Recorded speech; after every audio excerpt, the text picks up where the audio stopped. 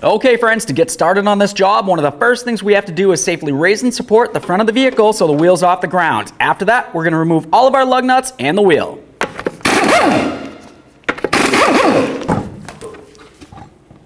Now that the wheel's off, we have a nice clear view of our tie rods here. We have the outer tie rod, the inner tie rod. In between those two, you have a jam nut. You can use a 7/8 wrench to try to break this free. I'm just going to use these long pliers.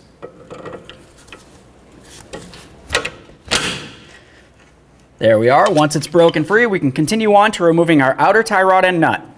Let's use our 18mm socket on this. Blast that right off of there. We'll set this aside. Now the next thing I want to do is try to separate the outer tie rod end from the knuckle here. Typically, I like to just use the nut on there. It's completely up to you. I just started on a couple threads. I'm going to give this a couple loving bonks to try to break it free.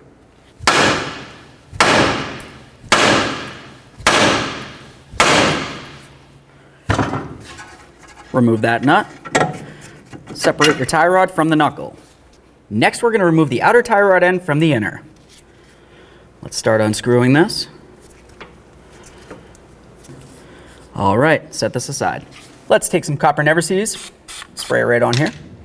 Now it's time to put on our outer tie rod end. Let's go ahead and take this. We'll start it on, and when we screw it on, we want to put it on the same amount of threads as it took to remove it.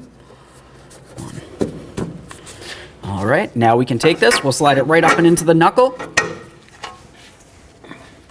Grab your tie rod and nut. Put it on there and we'll snug this up.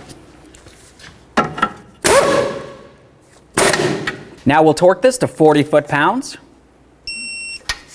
The next thing you want to pay attention to is the slots that are on the nut right here. You want to make sure that they line up with the hole that's on the tie rod end stud itself. If it isn't, you need to continue tightening the nut until the very next slot does.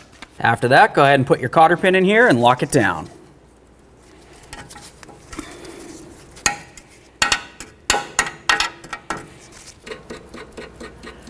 Let's bottom this out.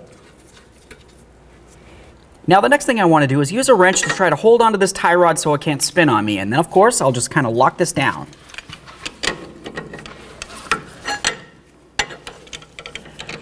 This on here. This on here. All right, it's bottomed out. Teeny bit more, make sure it can't free up on its own. And then you just want to make sure that you level out the tie rod end here. If it's twisted, it could bind, and that can cause an issue while you're driving down the road. This looks good. Let's get our wheel up on here. Start on all of your lug nuts, then we'll bottom them out. Once they're bottomed out, we'll get the wheel on the ground, and then we'll torque them all to 100 foot-pounds.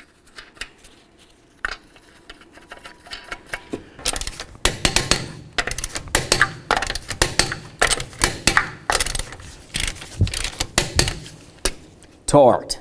Okay friends, we got our tie rod back in there. What's left to do now? Now you're going to go ahead and safely get yourself down to your local alignment shop.